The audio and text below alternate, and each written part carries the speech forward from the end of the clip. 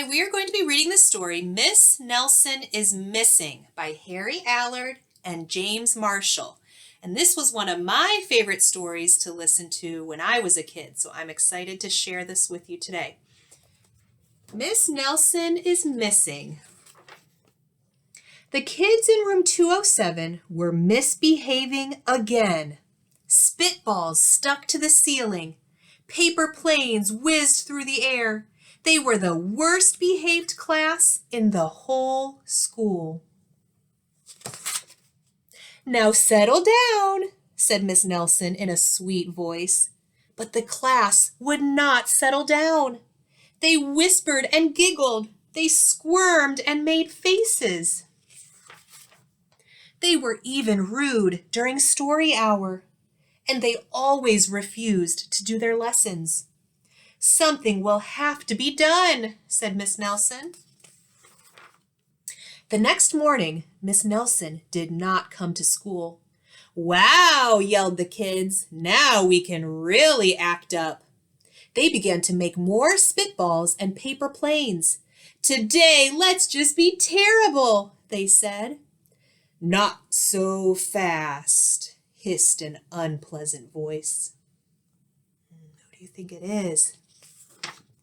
A woman in an ugly black dress stood before them.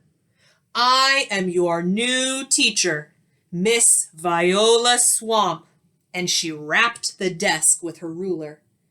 "Where is Miss Nelson?" asked the kids. "Never mind that," snapped Miss Swamp. "Open those arithmetic books." Miss Nelson's kids did as they were told. They could see that Miss Swamp was a real witch. She meant business. Right away, she put them to work, and she loaded them down with homework. "We'll have no story hour today," said Miss Swamp. "Keep your mouths shut," said Miss Swamp. "Sit perfectly still," said Miss Swamp. "And if you misbehave, you'll be sorry," said Miss Swamp. The kids in room 207 had never worked so hard. Days went by, and there was no sign of Miss Nelson. The kids missed Miss Nelson. "Maybe we should try to find her," they said. Some of them went to the police. Detective McSmog was assigned to the case. He listened to their story. He scratched his chin. He said, "I think Miss Nelson is missing." Detective McSmog would not be much help. Other kids went to Miss Nelson's house. The shades were tightly drawn, and no one answered the door. In fact, the only person they did see was the wicked Miss Viola Swamp coming up the street. "If she sees us, she'll give us more homework." They got away just in time. "Maybe something terrible happened to Miss Nelson. Maybe she was gobbled up by a shark," said one of the kids.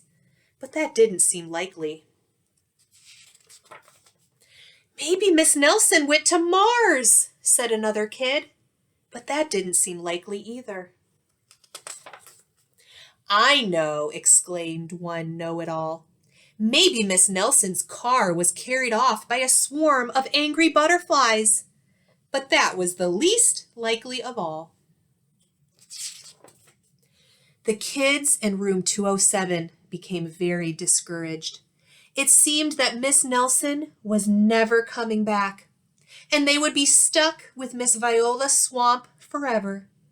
They heard footsteps in the hall. "Here comes the witch," they whispered. "Hello, children," said someone in a sweet voice. "Do you think she's back?" It was Miss Nelson. "Did you miss me?" she asked. "We certainly did," cried all the kids. "Where were you?" "That's my little secret," said Miss Nelson. "How about a story hour?" "Oh, yes," cried the kids. Miss Nelson noticed that during story hour, no one was rude or silly. "What brought about this lovely change?" she asked. "That's our little secret," said the kids. Back home, Miss Nelson took off her coat and hung it in the closet, right next to an ugly black dress. When it was time for bed, she sang a little song. "I'll never tell," she said to herself with a smile. So, who was Miss Swamp? It was Miss Nelson that whole time, wasn't it? P.S. Detective McSmog is working on a new case. He is now looking for Miss Viola Swamp.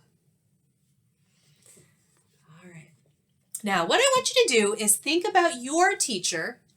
And the kids in this book learned a lesson, didn't they, about being thankful for their teacher? And so I want you to write a letter to your teacher to tell them what you are thankful for. So I want you to think of 3 things that you are thankful for about your teacher and write a letter to him or her to share that information. So think about what they do that you appreciate. So maybe they read you stories, maybe they do math games, maybe they take you to recess. So write them a letter, and then if you're able to, address it to them and send it to your school in the mail so that your teacher can see your nice letter. All right, so thank you for listening to Miss Nelson is Missing, and I will see you later.